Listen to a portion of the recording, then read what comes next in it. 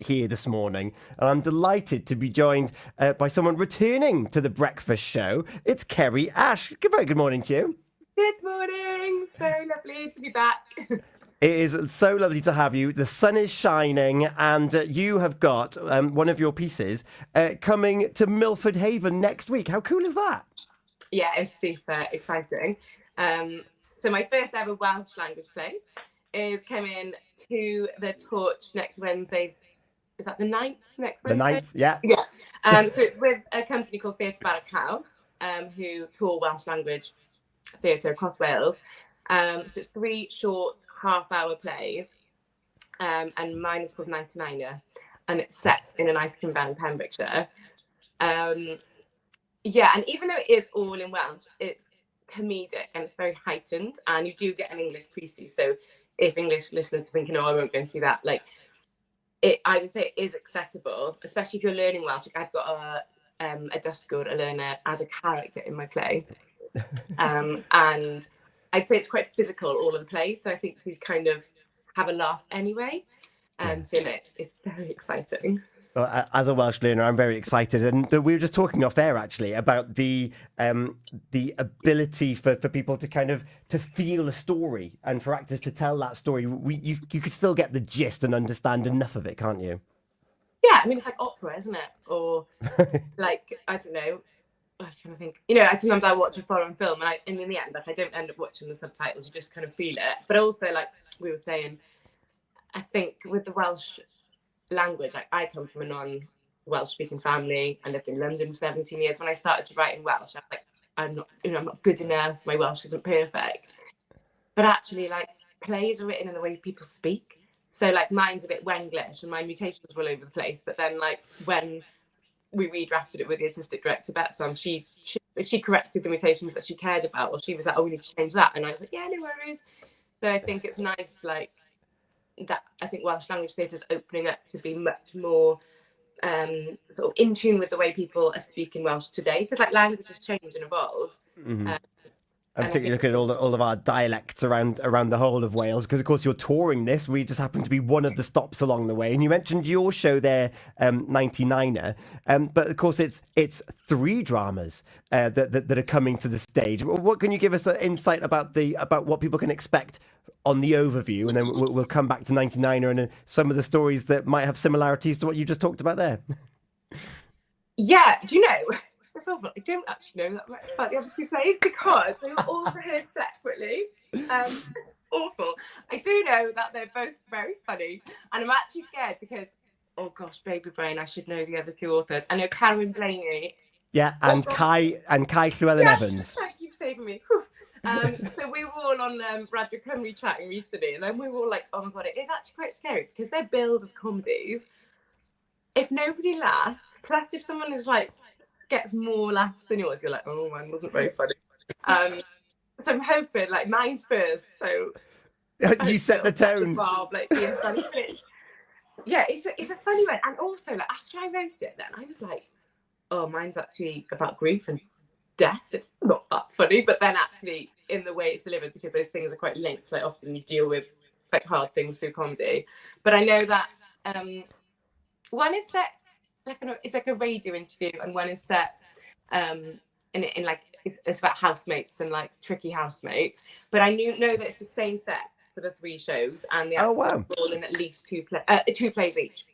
So it's very simple. It's like, so there's my play first, 99er, then I can't remember which one's second, but then a break, and then the 3rd play. So it's just a fun night. I think Barrack House did a shout out to all their like audience members and were like, "What do you want from us? Like, what's next?" And someone was like, "We just want fun. We just want something funny, silly." So there are like some like more serious themes woven into like mine. It mentions holiday homes. It mentions like it's a bit about grief. It's about mid-30s and not wanting to have children, but it's woven into like comedy. And I think it's also Barrack House wanted to make opportunities for a lot of actors, writers. So it's a big cast, and it's given an opportunity instead of just like one big play. 3 of us have had an opportunity. And I think Carwyn Blayney, it's his first play because he's a stand-up. Wow.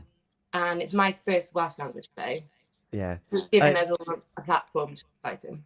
It sounds incredible. And what you're saying there about these different themes, some of them can be quite dark. I think that's where comedy thrives, though, is because you need to feel the depth to then have the ridiculous, or whatever it might be, that brings you out of it. And are we allowed to laugh at that?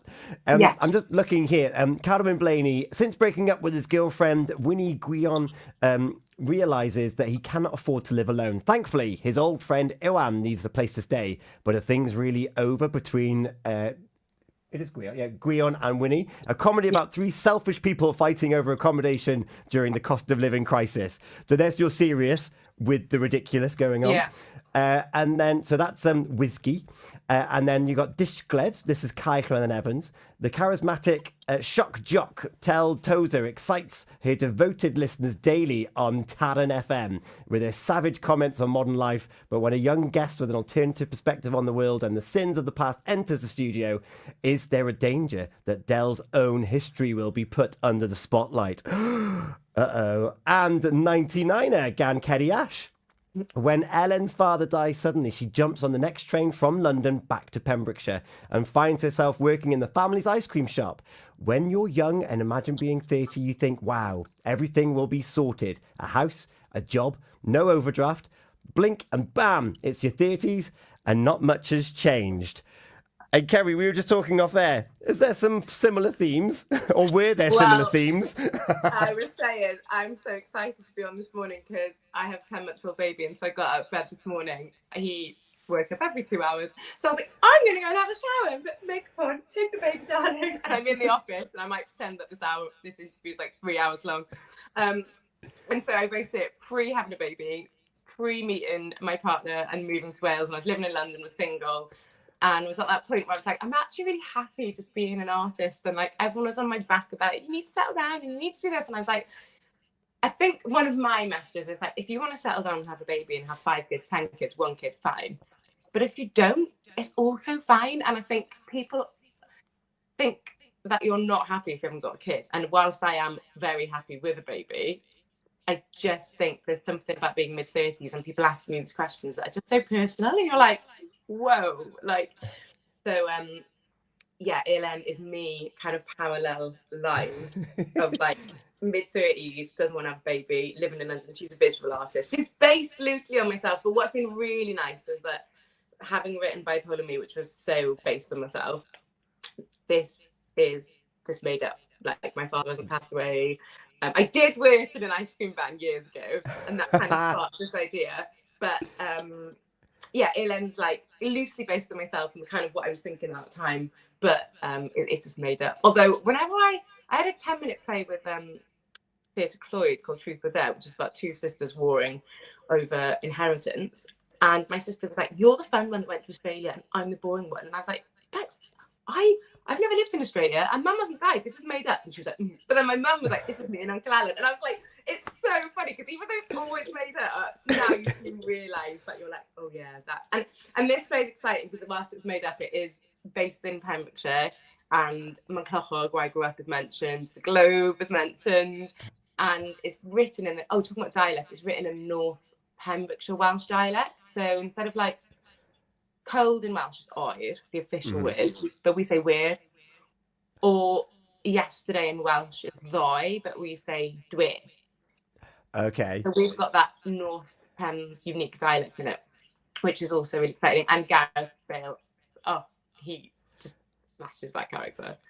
Well, funny, I was just about to bring us on to the characters. You've got some very familiar faces to us in West Wales taking on some of these roles. And Ellen is played by Elena. Yeah, I know, yeah. And it's interesting because she's got a brilliant story where she met her partner in lockdown, but before that was single. And then, they had this like lockdown romance, and now it's her husband. So, but she totally relates to her life before she met her partner and got married. So she plays Llewelyn, and then Gareth Bale plays this farmer who is so funny, but he's made it funnier than I could ever have imagined. And then Mark, who is a Welsh speaking actor, fluent Welsh from North Wales, is playing an English second homeowner who's learnt Welsh. Well, at least he's trying.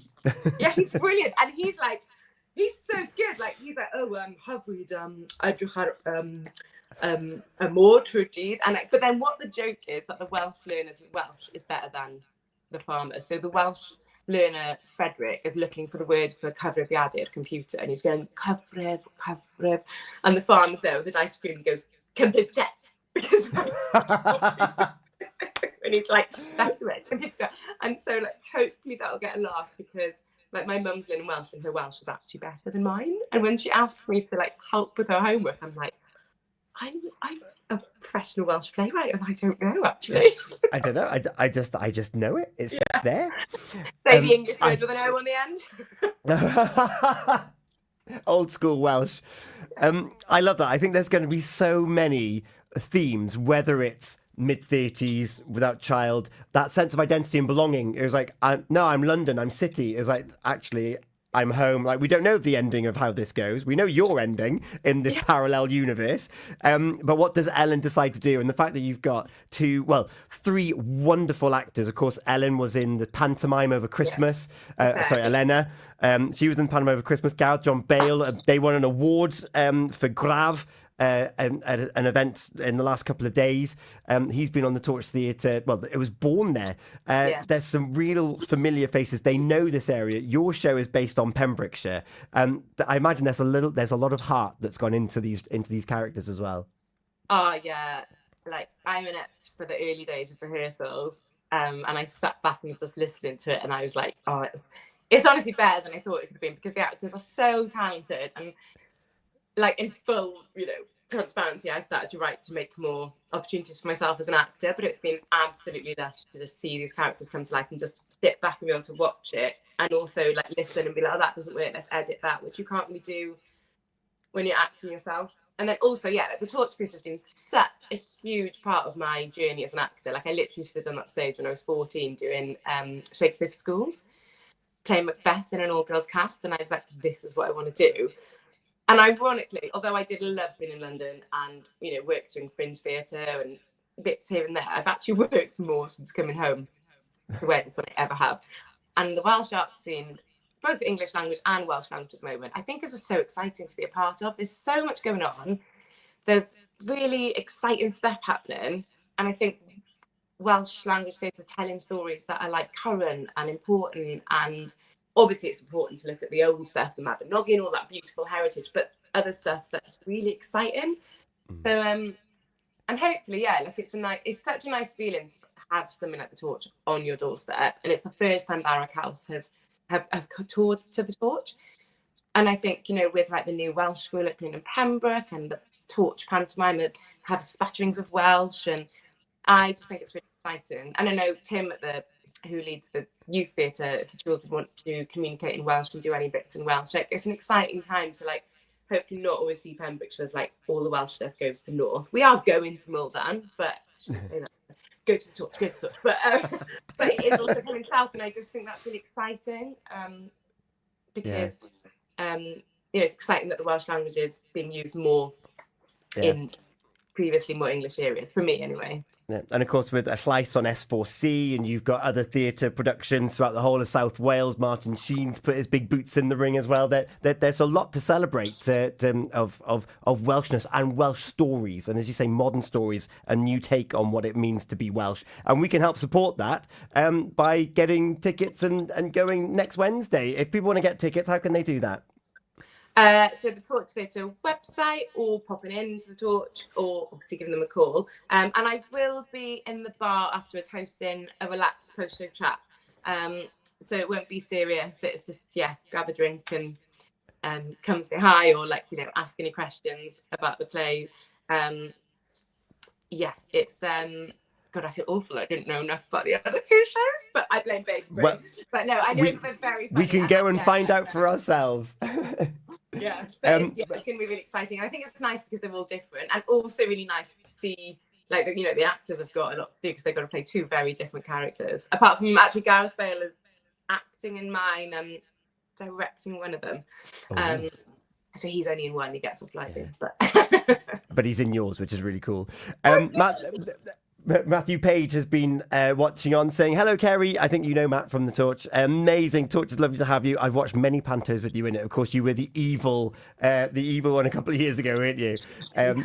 Have a great run and a great tour of this production, of all of the productions, and thank you so much for joining us. And if you are watching and you're thinking, oh, I want to find out more about Welsh music, Gwlad y Gân, we've got a dedicated 2-hour Welsh language music show on the third Thursday of every month. You can listen back to previous shows at purewestradio.com, designed for learners to understand more about Welsh music, because it's not all folks music anymore. It's amazing. No, it's not. And and also the Torch do a Coffee Cymraeg on. Yes, they do. First Tuesday of the month, I want to say.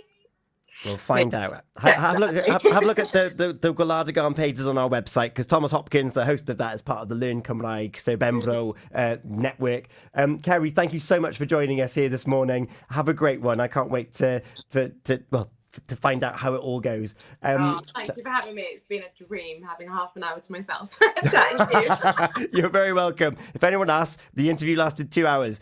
Have a nap. I'm going to go have a bath now. It's 8:45 here on Pure West Radio.